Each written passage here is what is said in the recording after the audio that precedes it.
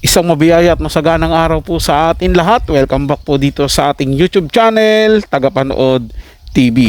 OMG, Jillian Ward nalulungkot dahil kay Eman Bacosa Pacquiao. Tara ating alamin at bigyan ng komento at reaction. Pero bago po tayo magpatuloy, muli po ako nagpapasalamat sa inyong suporta dito sa ating channel. Kaya naman kung hindi pa po kayo nakapag-subscribe, lalong-lalo na po sa mga bagong mapadaan lang at sa mga nanonood lang pero hindi pa po nakapag-subscribe, ano pa pong hinihintay nyo? Libre lang po mag-subscribe, kaya naman wag po kayong matakot.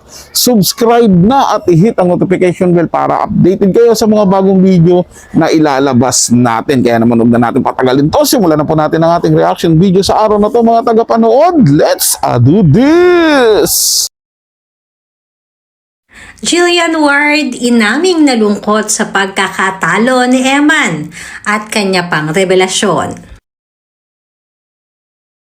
Fresh na fresh at napaka-blooming nga kamakailan lamang ni Jillian Ward sa naging bagong endorsement nito na Night Boost. Napakaganda sa kanyang suot na halter with polka dots sa dress si Jillian na lalong bumagay sa napakaganda nitong muka. Madaming fans ni Jillian ang talaga namang lalong napahanga dahil na rin sa kanyang kagandahan at sa pagiging talented nito. Samantalang madami pa rin talaga ang hindi nakaka-move on sa naging pagkatalo ni Eman Pacquiao sa nakaraang boxing nitong huling laban. Madami kasi ang nagsasabi na sadyang may daya kaya di umano natalo itong si Eman sa nasabing laban. Subalit kinontra naman ito ng kanyang mga kalaban at sinabi pa na isang fair fight di umano ang nangyari. Usap-usapan din ang pagsasampa di umano ng kaso ng kampo ni Eman dahil na rin sa nakitang technicality sa naging laban.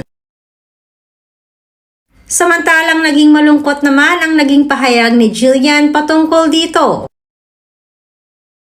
Bukod kasi sa madami ang naghanap sa dalaga sa naging laban ni Eman, ay marami din ang gustong-gustong malaman kung ano nga ba ang damdamin ng isang Jillian Ward pagdating sa pagkatalo ni Eman. Ayon nga sa aming source ay sadya di umanong nalungkot ng husto itong si Jillian sa pagkatalo ni Eman. Lalo pat alam di umano ng lahat kung gaano niya ito pinaghandaan. Gaya nga po ng sinabi ko sa nakaraang video, mga tagapanood, no, yung sa kahit anumang larangan may talo't panalo talaga dyan. Kahit sa sarili nyong buhay, di ba, minsan may nagagawa kayo o mayroon kayong pinapasok na talo talaga kayo, di ba? Kahit gaano pa paghandaan yung isang bagay, minsan talagang talo tayo sa isang pagkakamali. Kasi kung naghanda tayo, mas naghanda rin naman siguro yung kabilang panig. Sa ano naman, sa issue naman ng dayaan, hindi rin talaga nawawala yung dayaan, mga tagapanood, sa kahit anong larangan din yan, mapolitika, showbiz, sports, lahat yan meron. So ang gagawin mo lang talaga is paano mo i-adjust yung sarili mo doon. Kung halimbawa itong si Eman ay nasa boxing, o di ba, mas siguro mas paigtingin niya pa yung training at mas pag-aralan pa yung magiging kalaban niya. Paano niya i-counter yun, paano niya gagawing tawag nitong mas ano niya yun, i-outplay niya yung kalaban niya. Hindi po ba? Nakakalungkot. Oo, nandoon na po tayo. Nakakalungkot talaga ang matalo. Lalo na kung pinaghihirapan mo yung isang bagay tapos hindi mo nakuha dahil natalo ka. Gayun pa man, yung pagkatalo po ay hindi nangangahulugan na dapat tumigil ka na at sumuko ka. Dapat yung pagkatalo mo ay yun ang gagamitin mong sandata para mas bumalik kang mas malakas at mas matagumpay. Diba?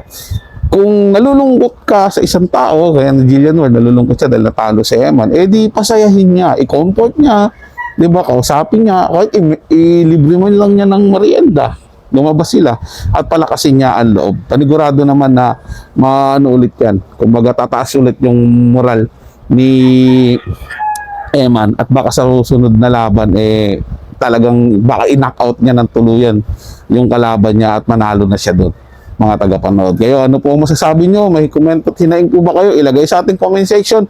Pag-usapan po natin yan at siyempre pupusuan ko po yan, mga tagapanood. Sino lang po mga tagapanood, ito ay comment at opinion lamang, wala pong personalan. Paalam po at mabuhay po kayong lahat. Maraming salamat po sa inyong panonood.